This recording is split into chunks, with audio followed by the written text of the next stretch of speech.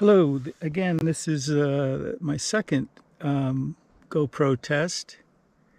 So much for the first one. So what else is happening is I measured the ley lines, the extent, the width of the Emperor Dragon lines in both Monterey and down in Big Sur, and they haven't moved since the equinox. So this means I will measure them again at the solstice to see if they move again, because it seems like this expansion from when I first started in 2019 of the these new Emperor Dragon lines. In 2019 they were 50 paces wide, and now they are, the Big Sur one comes out of Jade Cove is approximately 3.5 miles wide, and the one in Monterey that comes out of the ocean at Sunset Point is approximately 4 miles wide. And I also measured the lines in the node in Golden Gate Park on the top of Strawberry Hill. This node is made of two solar lines that cross and make a node at the top of the hill. And I walked all the way to the top and did a spiral all the way back down. And the solar lines are expanding as well. When I first started, they were between 10 and 30 paces wide in 2019, and now they're over 100 paces wide. So the whole grid is expanding. And that node in Golden Gate Park, the whole hill is now in the node. All the way around to the outside of the water. Like there's a water that goes all the way around this hill, and there's places where you can cross it, and there's a path around the outside of that, and the node has extended to that far out. So lots to pay attention to. The effect of this on populations is what we see in the news. The level of intensity looks like we just lost the video feed here. I'm not going to shut it off. I'm going to just keep going and pretending that something might be happening. Yeah, there we go. Not sure why that happens like that, but we're just going to keep going. That's why we do tests, right? So that we can work out all the bugs before we're, 500 feet off the ground. Which we look forward to with relish and mustard and ketchup. So the effects on populations has yet to be fully determined. But what I see is that this information is best used for daydreaming. Daydreaming is the best use of the subtle energy field. All of our best ideas come to us through daydreams. These self-induced trance states that we lightly call daydreaming are how we connect with the Akashic record, the entire history of the universe, and our higher selves, and the metaphysical realms. Everything beyond the physical, we connect to it through daydreaming, because when we are in a daydreaming state, our dominant brainwave pattern is theta. That's 6 to 8 cycles or vibrations per second, the optimum meditative state. Except when we're daydreaming, our eyes are open. And so it's unlikely that we'll fall asleep. Whereas when people meditate, they sit and they close their eyes. It's very easy for them to slip into what's known as delta, which is unconsciousness, because it's anything below 6 vibrations per second. In fact, in Zen monasteries, they have somebody walking around the meditation room whose job it is to whack people that look like they've fallen asleep, because it's that close. So with daydreaming, with your eyes open, it's unlikely that you'll fall into delta, and more likely that you'll just go deeper and deeper into the trance state, following whatever ideas come to you. Idea, the word idea is, the root of the word dia is goddess, right? The whole concept of the muses are, these were, I actually once did a calendar called the 28,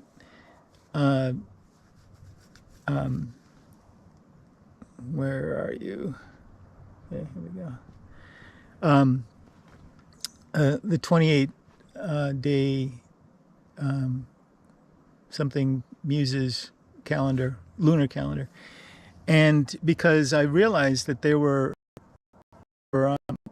in this world, there were 28 different deities worshipped as muses, all female, usually associated with water sources like springs and rivers and lakes and that sort of thing, and often mountains, but really cool places in the wilderness, and that one would go in the vicinity of and drop into a trance, like either a sleep or daydreaming trance, to receive some sort of inspiration. Okay, so the idea was that in your sleep, if you were sleeping in one of these places, it was believed that the muse would come and breathe into your face, and you would inspire, right? You would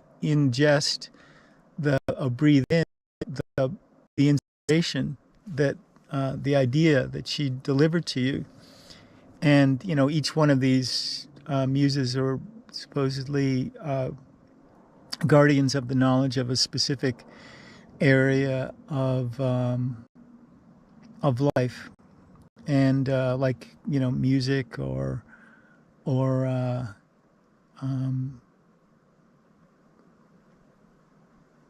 any number of other things. So what I find really fascinating about this whole thing is that the ancients knew the best way to they knew of how to make the best use of the natural landscape and the spiritual landscape. And they would, that information was passed down, but over the centuries, it kind of got sublimated by two things: the rise of organized religions like Christian and Muslim-based, basically the Abrahamic religions, and science. But it all of that doesn't change the reality of the physical reality of what happens to us, biochemically, when we engage and use our vessel, our body, to best interact with the Earth's subtle energy field. So that's what daydreaming is all about. It's about interacting with the Earth's subtle energy field, and putting yourself in places and at certain times to make the most of that. And what's come to me, I recognize that I'm probably one of the most tuned people alive right now to the subtle energy field of the earth. I mean, literally tuned, in that for the past almost 4 years now, I have made all of these journeys to all of these energetic, subtle energy nodes all across America, and as well as before that, around the world, just without even knowing it. One of the cardinal nodal points on the planet is, since these 3 new Emperor Dragon lines have shown up in Big Sur, is Uluru, Ayers Rock in the center of Australia. I spent 10 days walking around that rock in the desert for back in 2000, when the 7 visual planets were lined up in Taurus. And I painted and I meditated, and every day I would circumambulate the rock. Well, it turns out that what the Aboriginals call the rainbow serpent is one of these emperor dragons that didn't disappear. It's been around. It was one of the 3 that was still on the earth up until 2017, for who knows how long. But it connects up to the ley line that crosses Mount Kailash in the Himalayas. Well, it turns out that this one that just showed up in 2017, that goes across the country, goes across the United States, from Newport News, Virginia, to Monterey, and from Jade Cove to just above, to a wildlife refuge just above the North Carolina-Virginia border.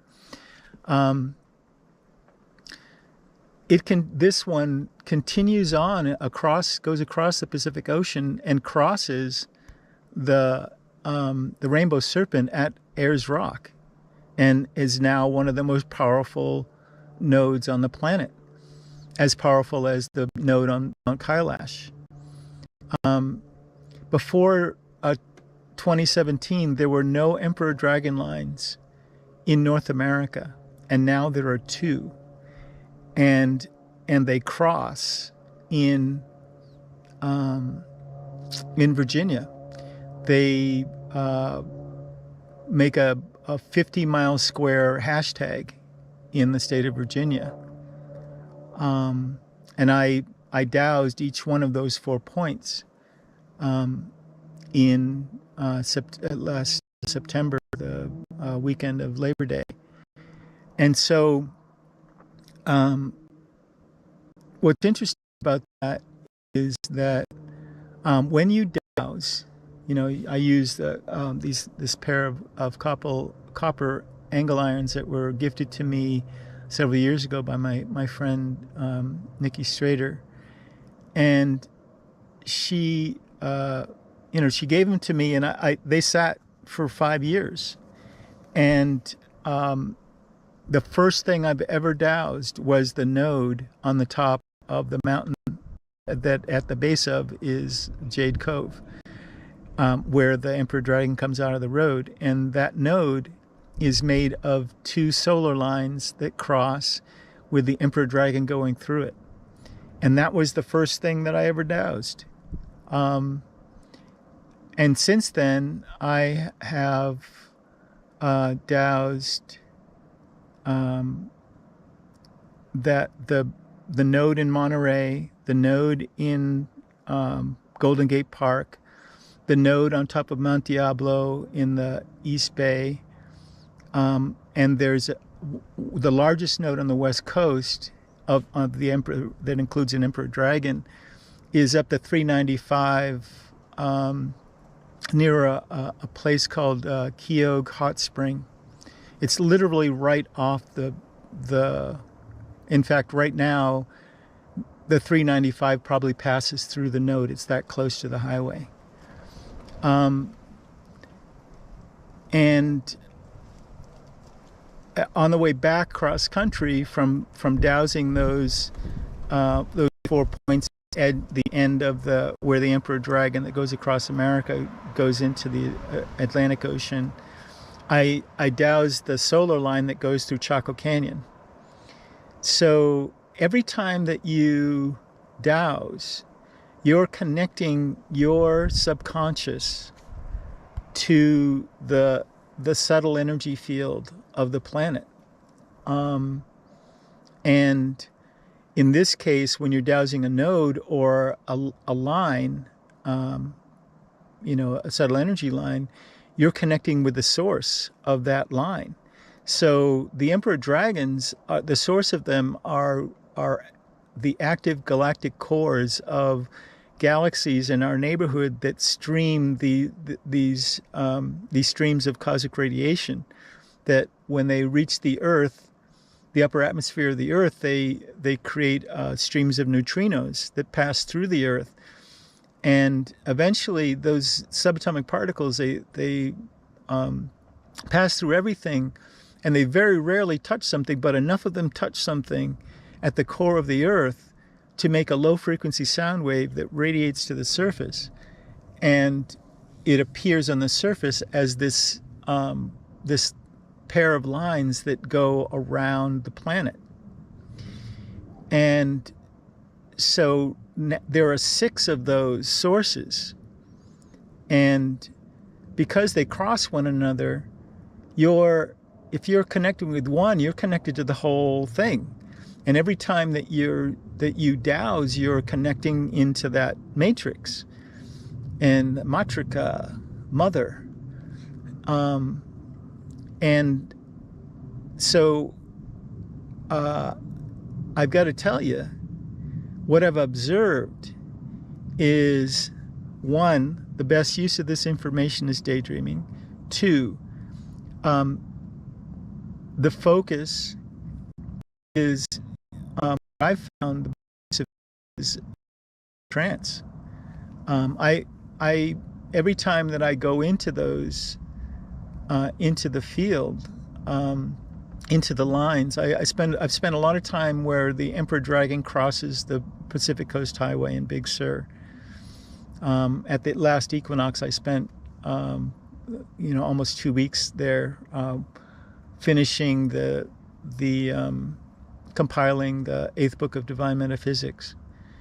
And while I was actually composing a lot of music, and as soon as I got there, 15 minutes after I arrived, I was composing music. So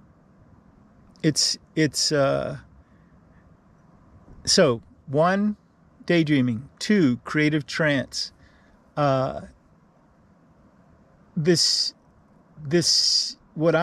Three would be the concept of earth tuning oneself to the subtle energy field of the Earth.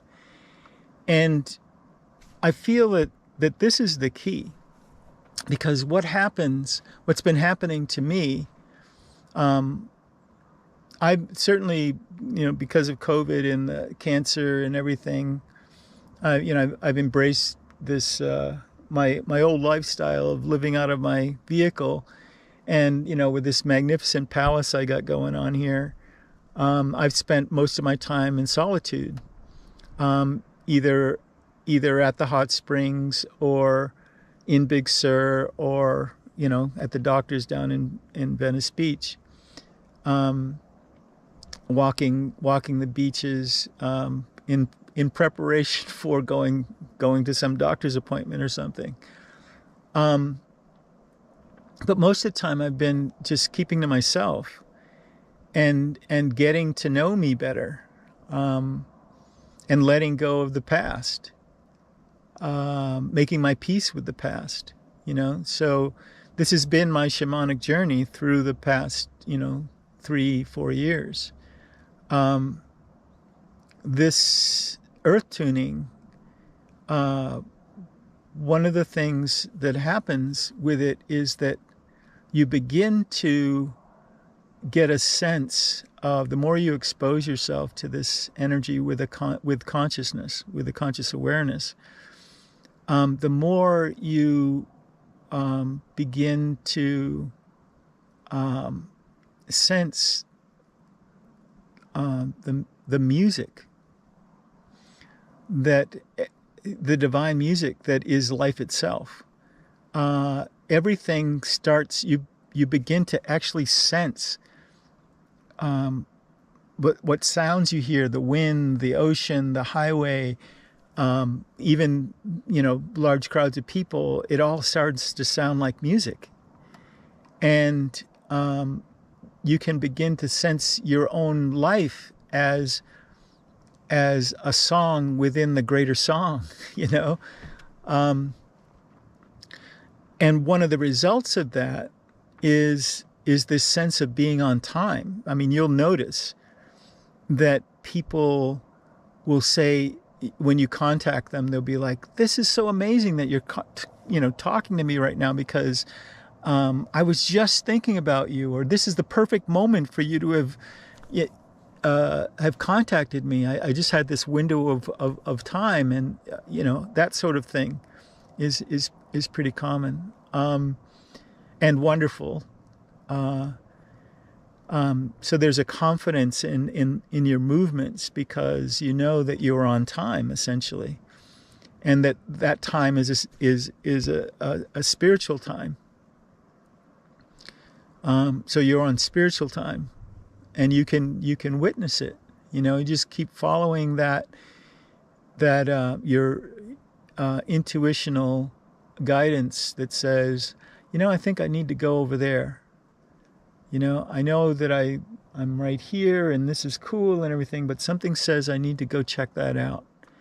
And when you follow the answer, when you follow that inspiration, you find that you're in the right place at the right time.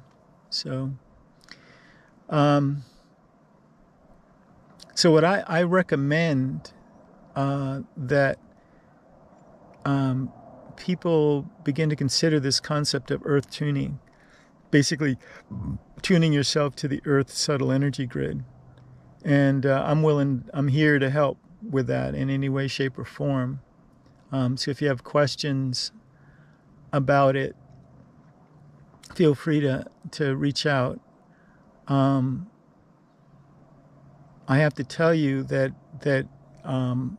there's no downside. There's absolutely no downside to it. If it's like, if there's ever any time as a creator where you feel some sort of creative block or something, this is the perfect solution. Is to connect with these places. And even you don't have to douse. You can just knowing that you're doing that. And in fact, if you can do it, believe it or not, just by being aware. You don't even have to go to a place. It helps if you've gone to, a node. Luckily, they're everywhere, and they don't have to be more powerful or it doesn't have to have the Emperor Dragon in it, because there's three kinds of ley lines, the three orders of ley lines. Those that are created by the Earth itself, the inner core of the Earth rotating against its outer core, creates a low frequency sound wave that radiates to the surface as this whole network, this whole matrix of subtle energy lines that until 2017 were between 1 pace and 5 paces wide. The next order of line are the yellow lines, and they were, until 2016, there were 3 orders of those, where they were between 10 and 30 paces wide. And those are caused by the cosmic radiation that's always coming from the sun. The beams of cosmic radiation, once again, that when it hits the upper atmosphere of the Earth, it creates neutrinos that shoot through the Earth, and eventually they strike enough things to make a low frequency sound wave that coalesces at the core of the Earth, the actual point at the center of the Earth. And I've done a lot of time, most recently over the past week or so, meditating on how this works. So every time a neutrino goes to the center of the Earth, and if it hits something, it creates this a sound wave, a propagating wave that moves out from that point in a sphere, right? And the one place that they all have is the center of the Earth. So they all eventually will pass through the center of the Earth, and enough of them will collect. Enough of that frequency will collect to generate, to boost that it as it radiates out, because it's all at the same frequency. Basically, sound structures, energetic structures created by sound. And so you have this whole network, this whole matrix that I'm calling it, of sound